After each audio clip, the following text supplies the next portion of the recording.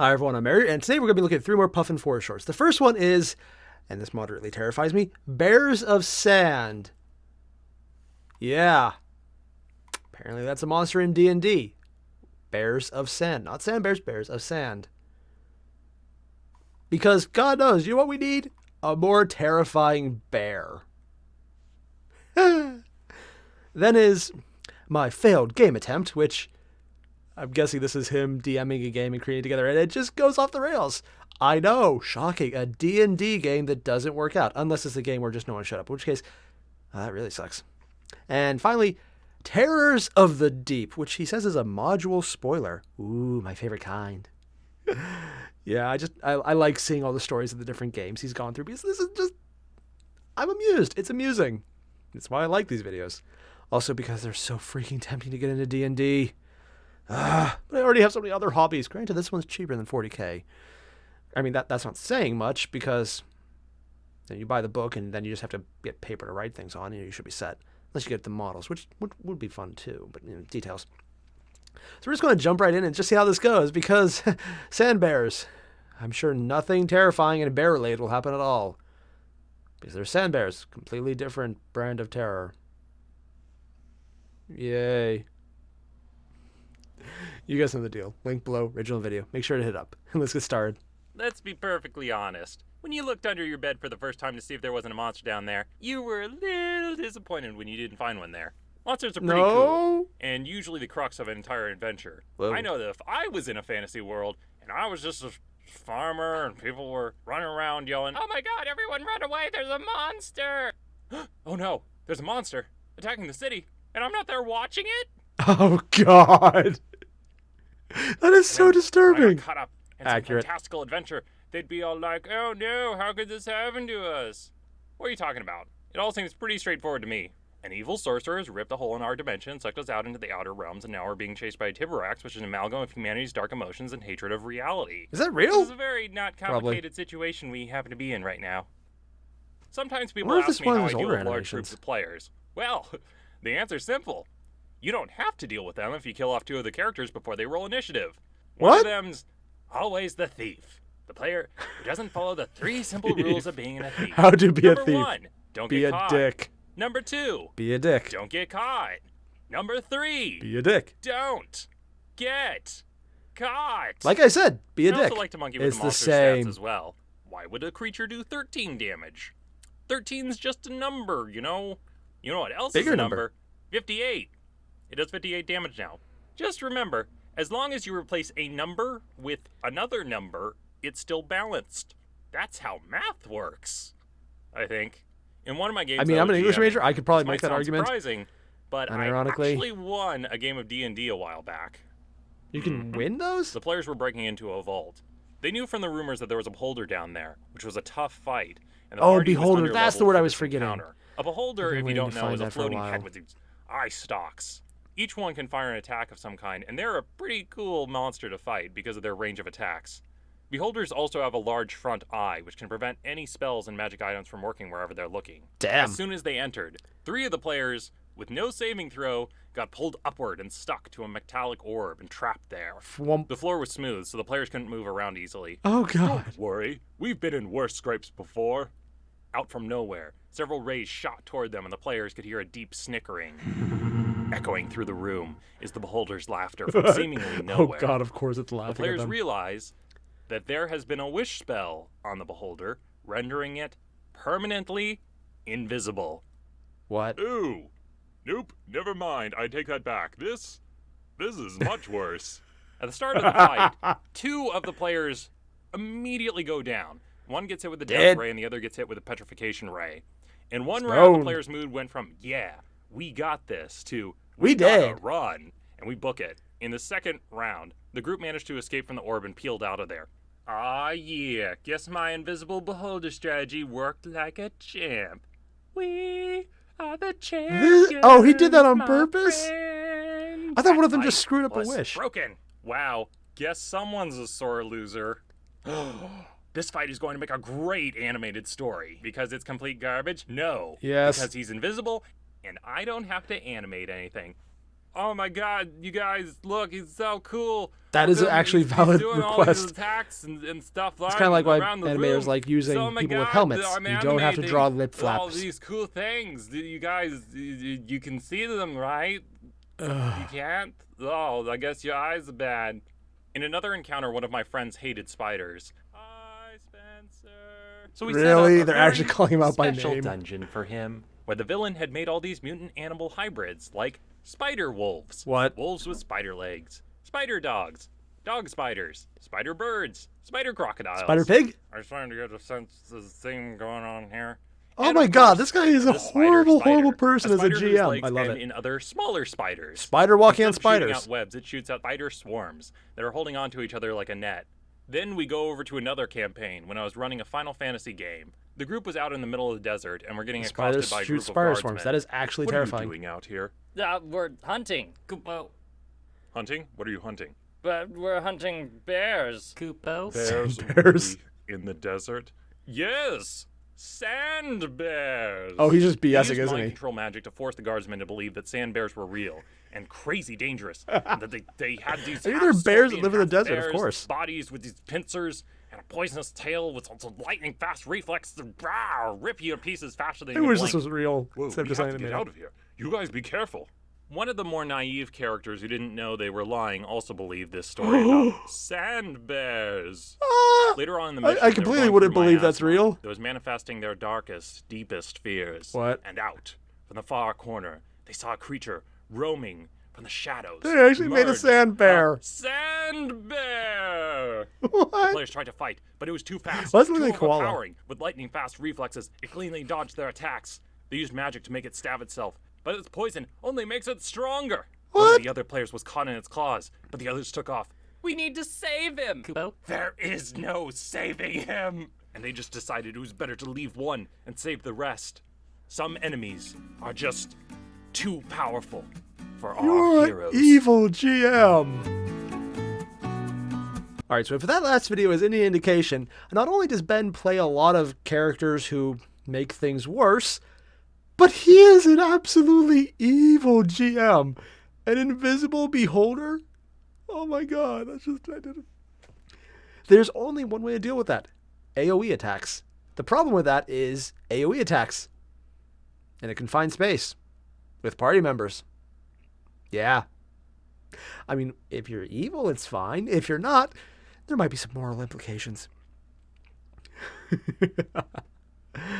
Oh, I'm just really enjoying this. Just because it's like, oh, wow, if he can DM a game, anyone can.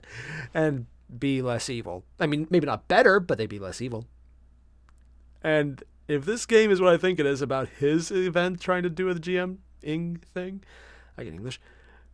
Yeah, we're just going to get more and more evidence of a certain Puffin Forest being an absolutely sadistic, evil, horrible GM in the best possible way. Let's get started. In my GMing experience, it's a rare but expected part of running tabletop RPGs to have a session where the players rage quit What? and have the game just crash and burn part way. Ra- I've only had 2 games Oh. that that's happened to. Wait, I just Seriously? remembered 3 games. It was 3 games. Wait, no, 4. Sorry, 4. Last number, promise. 5. It was 5. That's the number. Oh, I that's a mean, lot of rage If quitting. you didn't know any better, you'd think I was a terrible GM or something. So he's just a terrible GM. The group was going to play Traveler, which was a fabulous game. Traveler? I had picked it up because I wanted a generic RPG, which didn't have any baggage attached to it the way that the Star Wars and Star Trek games did. Yeah. As a space game, it was actually really down to earth. The system's more about business management, with tables on goods, services, and trading. Oh. Yeah, you can hunt for bounties and go wild out in the deep space. But even that, it's like, torpedoes cost a lot of money. Seriously? Fit it into the budget. Whatever you're gonna get for the ship is not going to recoup your costs back. Talking about costs, the ship. Ships in that game are a lot of money. Damn. In system, they cost about 150 million credits, which 1 credit is about $1 in the modern world. Originally, I had just wanted to give my players a ship, for free, or right at the start of the game. That way you get the open stars and you aren't tied to anyone. You just go off on your own. Yeah. But then I had but they to don't ask have the money to myself, keep it up. why wouldn't they just sell the ship and I'll retire? Instead, people get ship shares. which is 1% of a ship. Buying a ship share is like buying a stock in the stock market. Oh. I can't imagine playing as a pilot in that game, because they're the ones who run the ship. And let me tell you, I played as a pilot for 2 years. Whenever your ship gets wrecked, there's all these bills racking up. Guess whose inbox they're going into? When I first brought the players together That sounds to run like it, an absolutely no one else in my terrifying group game had to played play. this game before or heard about it. Excellent, I thought, Oh no. because it has a very strange character introduction. What? I had the players roll up their random stats, and I gave them a list of different options. Unlike games such as D&D, instead of player classes, there's player occupations, like Oh, they're actual diplomat, jobs.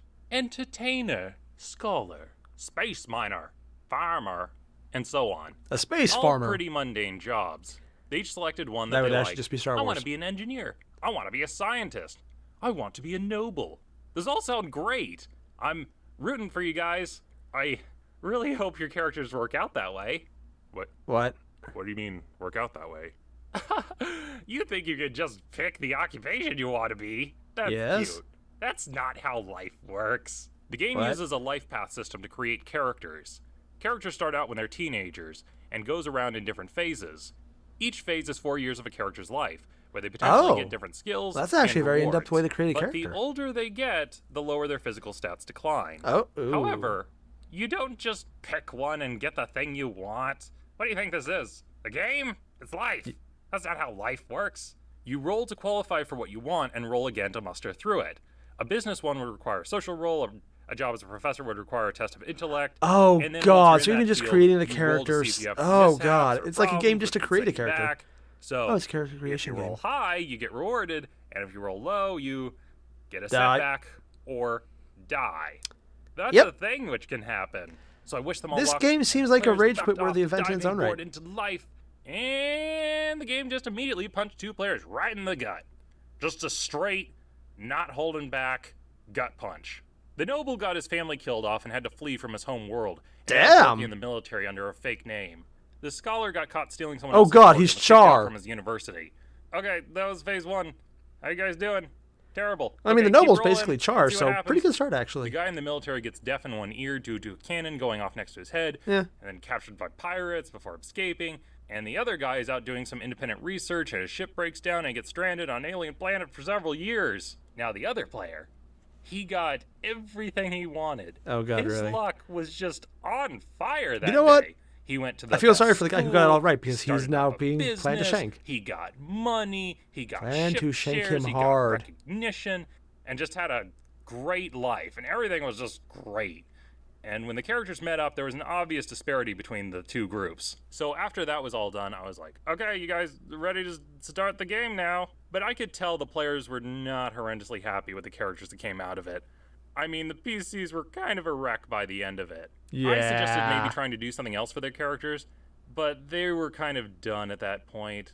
I mean, first off, it was sort of a mundane world, and they weren't really interested in that. And then, plus, they weren't really playing the characters they wanted to play. They were playing the characters that the game foisted upon them. So I ended up I mean, bailing to on be the game fair, and playing his story of something like else. the prince So, who had to go in the that was army and one then time had I horrible played things happen to him. Traveler. Well, tried to play Traveler. I mean, it sounds Maybe like a someday character I'll be creation able game to itself would explore be the fun. stars. Going from there would be annoying. Someday. Which is far, far away from now. Yeah. Okay, yeah, I can completely see why his game fell apart. One, his DMing skills are rage-inducing, apparently, which we kind of figured out from previous videos, but yeah. Sandbears. Sandbears. And then we just got to... He didn't let them know, he didn't even give them any spoilers that this game is going to dick you over in your character creation. And then it's a very bill-intensive money-managing game on top of that, which, I'll be honest, that sounds terrifying. On the other hand, just creating a game of character creation to see who ends up with the best character by the end, that would be a really fun way to go at it. Just to see how it happens, make the game entirely step-based. I would play this game just for the character creation and then never touch the character again because I don't care. But just seeing how things move along and how you meet. I can English. Ugh. Don't you just love it when you have a word in your head and then you cannot say it? I don't, because it sucks. Yeah. It would be kind of cool just to see like almost a competitive character creation game. And honestly, stealing that opening section just for that, I'd do that. Yeah, that'd be fun. Just because then you know whenever you're done with the character, you're done. That's the end of the game. You win. Over. It's kind of like playing the game of life. Wow, that is a much more depressing sentence than I thought it would be. Huh. I meant the board game, but that's wow. That is depressing. Moving on. Next is Terror of the Deep, which we all know is probably going to be like a flying bird. Actually, considering penguins fly, yeah, the joke actually doesn't work because it could be a bird. Huh. I doubt it's probably like some kind of multi-armed tentacle octopus monstrosity or something. But if it is a penguin, I'm going to laugh my ass off. You guys know the deal. There's already a link below. You already clicked it. I know. I'm saying it early today. Or late, depending if it's the last video. Whatever. Let's get started. So just a heads up before I get into the video, there's some mild spoilers for the Tomb of Annihilation coming up in this video. Considering be I've already seen the warned. ending of it. So Yeah. if you're going to be playing it, you might not want to watch it. I don't know. It's up to you. In Spoilers! this Dungeons & Dragons story, the players were mauling their way through the Tomb of Annihilation toward the bottom where Airier and his soulmonger was.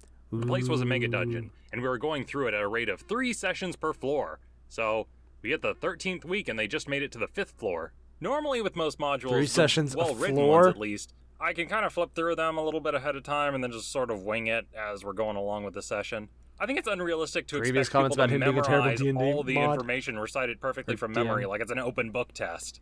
The good modules, you can just glance down, flip through a room, and in a second or two describe it without interrupting the flow of the game.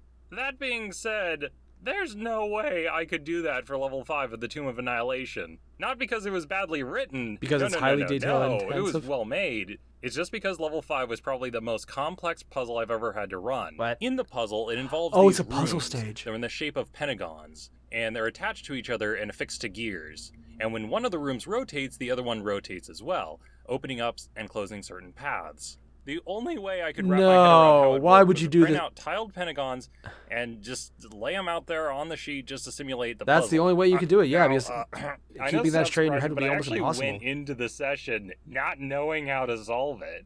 But I knew that I have smart and intelligent players that would be able to figure this out. They never moved I beyond this, did certainly they? Can't.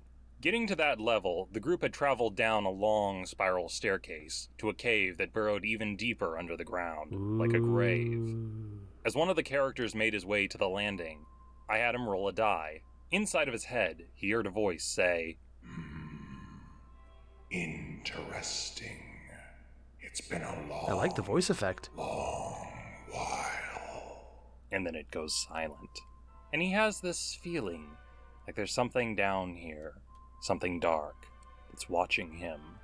Wandering through the dungeon, the group started getting assaulted by haunting images and phantoms. Eventually, they establish a telepathic link with this entity. Why, hello there, young Jeez. one. Is that just Ben's eyes? hello. It's just Ben's We're eyes. just passing through to get to the next floor. Ah, that might be a little difficult. You see, you have entered into my lair. I am the guardian that is here to stop you from attacking. I love the effect he put on the audio just to make the voice sound creepier. in I my head. am looking forward to crushing you under my flabby tentacle.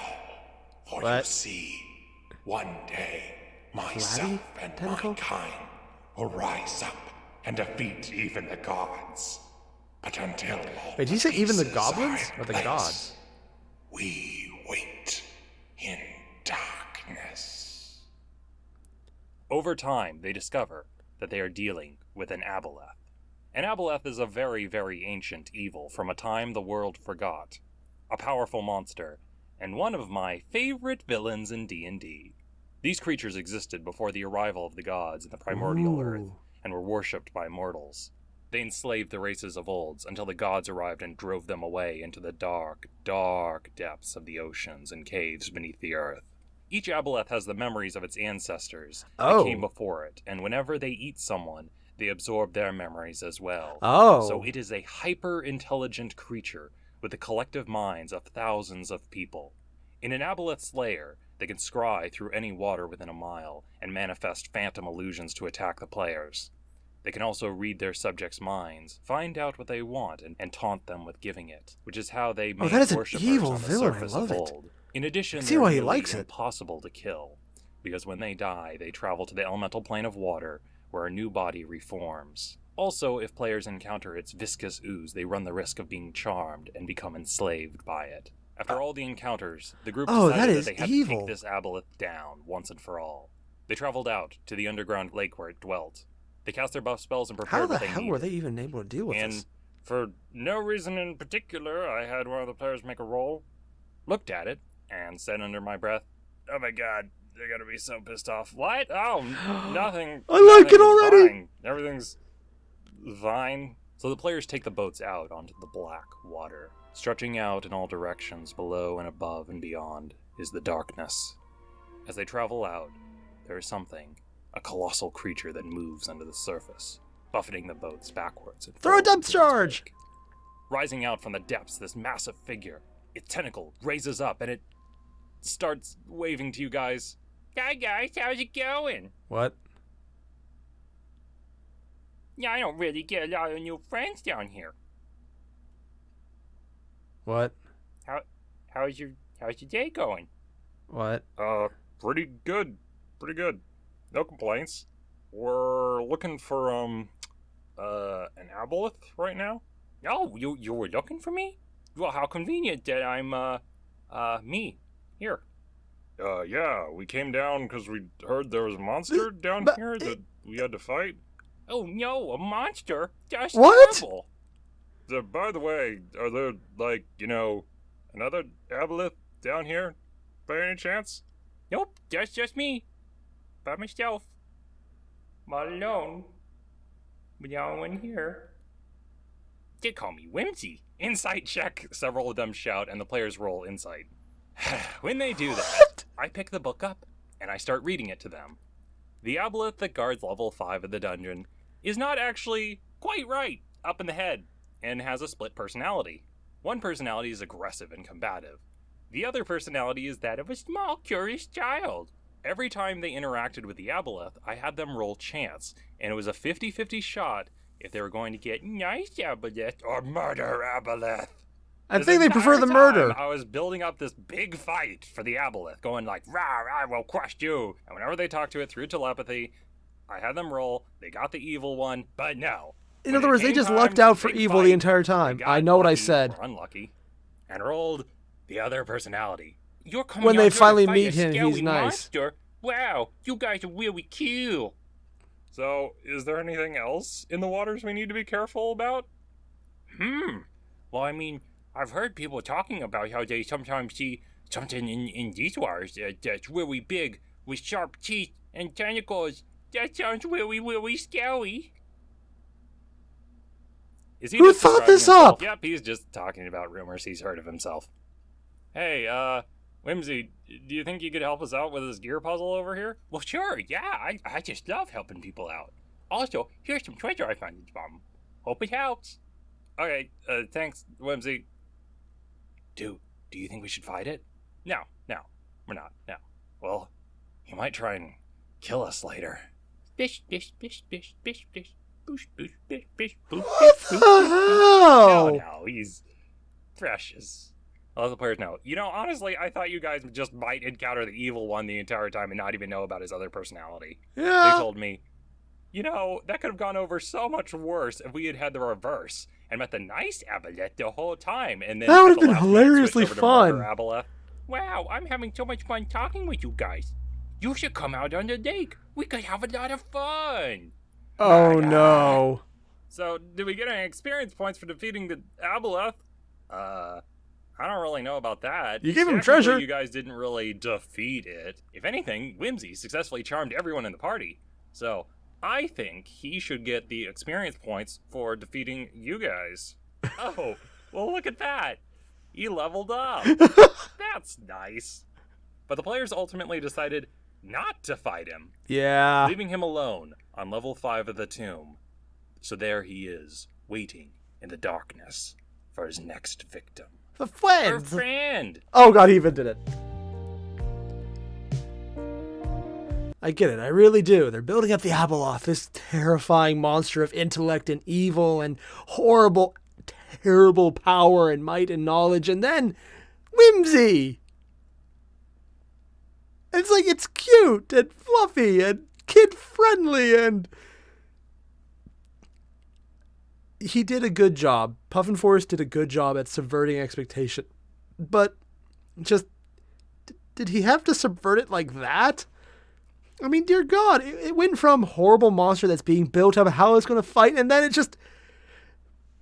it wouldn't have been nearly as just shocking to encounter that in his animation if it was, something they had kind of hammered out with the telepathy being like the good half and the evil half, or if they had separated, or he was fighting himself, or just some kind of internal dialogue, or if the bad one had taken over when they tried to leave it. No, he played it exactly like it said, and it said the Aboleth had to be nice if they rolled that way.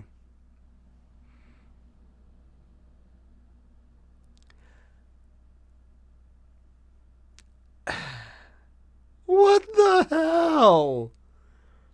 I'm not saying it's a badly designed encounter, because it's great. It's just, there should have been a mechanic in there to force it to go bad at the end, so you can actually fight it and not just kind of, oh, thanks, guys, here you go.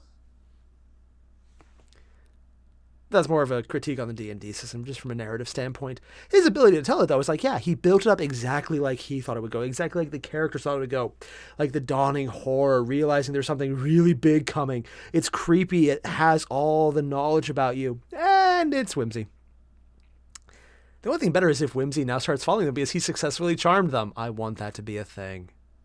It won't be, because this is apparently one of those more organized games based on the book, so it can't just do random BS like that, but still, it'd be cool if it did. Yeah. Also, that little sigh right when they rolled and he realized we're going to hate him for that. There's all the jokes we can make about him being a terrible DM. In this one, no, it's not his fault. It's really not. But damn, if that build-up wasn't just like such a punch to the face. He's like, all this villain, and nope. It works. In just like a Schadenfreude style way. A self-directed Schadenfreude. I think that is masochism, yeah. It was well done, but damn if it had to turn out like that. All the same, everyone. You guys know the drill. Link below. Original videos. You've already hit it up. Great. I'll see you guys in the next one. Adios.